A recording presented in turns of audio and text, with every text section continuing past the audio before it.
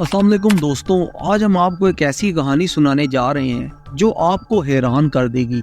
एक ऐसी कहानी जो आपको सोचने पर मजबूर कर देगी कि इंसान अपनी जिंदगी में किस कदर गलत फैसले कर सकता है। एक ऐसी कहानी जो आपको इंसाफ और जुल्म के दरमियान का फर्क समझाएगी। एक ऐसी कहानी जो आपको दिखाएगी कि किस तरह एक आदमी ने अपनी ही बीवी, बेटियों और सास को कत्ल कर दिया। ये है कॉलर फैमिली के कत्ले-आम की कहानी। ये वाकया नवंबर 2009 में हुआ था, जब जेम्स क्रेग कॉलर, जो कि कैंसस स्टेट के वाटर एंड लाइट डिपार्टमेंट का डायरेक्टर था, अपनी बीवी करन कॉलर और उनकी दो बेटियां लॉरेन और एमिली और उनकी सास डोरोथी वाइट को गोली मारकर कत्ल कर गया। ये सब उस वक्त हुआ जब करन और बच्चे करन की सास के घर पर बर्लिंगम में तशरीफ लाए हुए थे।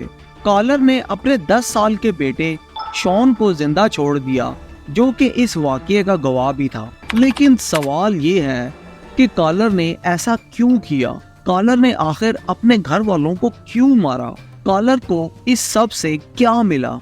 कॉलर को किसने सजा दी और कॉलर ने किससे अपना मुकदमा लड़ा? दोस्तों, इस वीडियो में हम आपको इन सब सवालों के जवाब देंगे। इस सब के जवाब के लिए हमें कॉलर फैमिली की पहले की जिंदगी में जानना होगा। कॉलर फैमिली एक खुशहाल और मोहब्बत भरा खानदान था। कॉलर और करन ने 1988 में शादी की थी और उनके 3 बच्चे थे, शॉन, लॉरेन और एमिली। कॉलर एक इंजीनियर था और करन एक टीचर थी। कॉलर ने अपनी इंजीनियरिंग की डिग्री टेक्सास यूनिवर्सिटी से हासिल की थी और करन ने अपनी टीचिंग की डिग्री कैंसस स्टेट यूनिवर्सिटी से हासिल की थी। कॉलर और करन दोनों ही अपने काम में कामयाब और मकबूल थे। कॉलर ने अपने कैरियर में कई अहम ओहदे संभाले थे, जैसे कि कैंसस स्टेट के वाटर एंड लाइट डिपार्टमेंट का director, Columbia water and light department का डायरेक्टर और वेदरफोर्ड इलेक्ट्रिक यूटिलिटी का डायरेक्टर। करन ने भी अपने कैरियर में कई तारीने किए थे, जैसे कि कोलंबिया पब्लिक स्कूल्स में टीचर, कैंसस स्टेट यूनिवर्सिटी में लेक्चरर और Kansas state department of education में कंसल्टेंट। कॉलर और करन दोनों ही अपने बच्चों को बहुत प्यार और तवज्जो देते थे और उनकी तालीम और तरबियत पर जोर देते थे। कॉलर और करन के बच्चे भी उनकी तरह ज़हीन और जिंदा दिल थे। शॉन एक क्रिकेट का शौकीन था और अपने स्कूल की क्रिकेट टीम में खेलता था, जबकि लॉरेन म्यूजिक की शौकीन थी और पियानो और गिटार बजाती थी। एमिली आर्ट की शौकीन थी और पेंटिंग और फोटोग्राफी करती थी। लेकिन कॉलर फैमिली की जिंदगी में एक तब्दीली आई जब करन ने कॉलर से अलग होने का फैसला किया। करन ने कॉलर को बताया कि वो उससे प्यार नहीं करती और वो उससे तलाक चाहती है। करन ने कॉलर को बताया कि वो एक औरत से प्यार करती है जिसका नाम सनी रीस था। सनी रीस एक फिजिकल थेरेपिस्ट थी और करन उनसे अपने एक काम के सिलसिले में मिली थी। करन ने कॉलर को बताया कि वो सनी रीस के साथ रहना चाहती है और अपने बच्चों को भी उनके साथ ले जाना चाहती है। करन ने कॉलर को बताया कि वो सनी रीस से खुश है और वो उसके साथ अपनी जिंदगी गुजारना चाहती है। दोस्तों, ये सुनकर कॉलर हैरान और परेशान हो गया। कॉलर ने करन को समझाने की कोशिश की और उसे वापस आने का कहा। कॉलर ने करन को अपने प्यार का यकीन दिलाया और उससे अपने बच्चों का ख्याल रखने का कहा। कॉलर ने करन को सनी रीस से दूर रहने का कहा और उससे अपने रिश्ते को बचाने का कहा। कॉलर ने करन को हर मुमकिन तरीके से मनाने की कोशिश की, लेकिन करन ने कॉलर की बात नहीं मानी। करन ने कॉलर से तलाक का मुतालबा किया और उससे अलग हो गई। करन ने अपने बच्चों को भी अपने साथ ले लिया और सनी रीस के साथ रहने लगी। करन ने कॉलर से कोई राब्ता नहीं रखा और उसको अपने बच्चों से मिलने भी नहीं दिया। करन ने कॉलर को अपनी जिंदगी से निकाल दिया और उसको तन्हा और मजबूर छोड़ दिया। ये सब देखकर कॉलर टूट गया। कॉलर ने अपना काम छोड़ दिया और अपने घर में बंद होकर रह गया। कॉलर ने अपने दोस्तों और रिश्तेदारों से भी राब्ता खत्म कर दिया और उनसे कोई बात नहीं की। कॉलर अपनी जिंदगी से नफरत करने लगा। कॉलर ने अपने आप को दोषी समझा और उसको अपने आप से नफरत हो गई। कॉलर अपने बीवी और बच्चों को खोने के गम में डूब गया और उसको उनकी याद आती रही। कॉलर ने अपनी बीवी और बच्चों को वापस पाने की कोशिश की, लेकिन करन ने उसको कोई मौका नहीं दिया। लेकिन दोस्तों, कॉलर ने किसी भी किस्म की हार नहीं मानी। कॉलर ने करण और सनी रीस के खिलाफ एक मुकदमा चलाया और उनसे अपने बच्चों की हिफाजत और हकूक मांगे।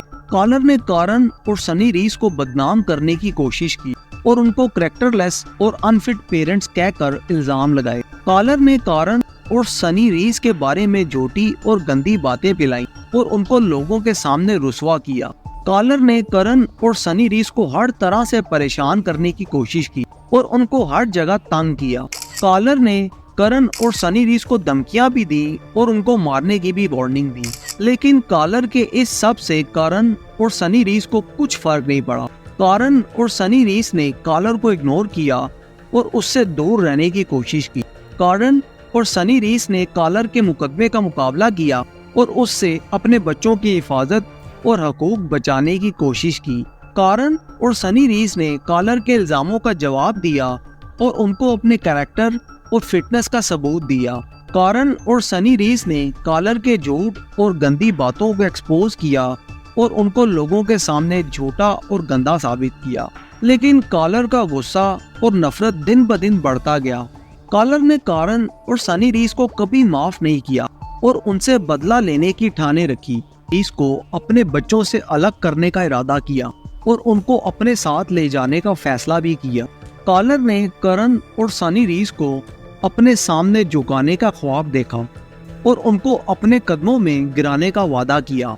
दोस्तों, और फिर आया वो दिन जब कॉलर ने अपने प्लान को अंजाम दिया। कॉलर ने अपनी कार में एक राइफल और एक पिस्टल रखी और करण की सास के घर चल निकला। कॉलर ने अपने 10 साल के बेटे शॉन को भी अपने साथ ले लिया और उसको अपने प्लान का हिस्सा बनाया। कॉलर ने शॉन को कार में बिठा दिया और उससे कहा कि वो उसका इंतजार करे। कॉलर ने शॉन को कहा कि वो उसकी बीवी और बच्चों को वापस लेने जा रहा है और उससे कहा कि वो उसका साथ दे।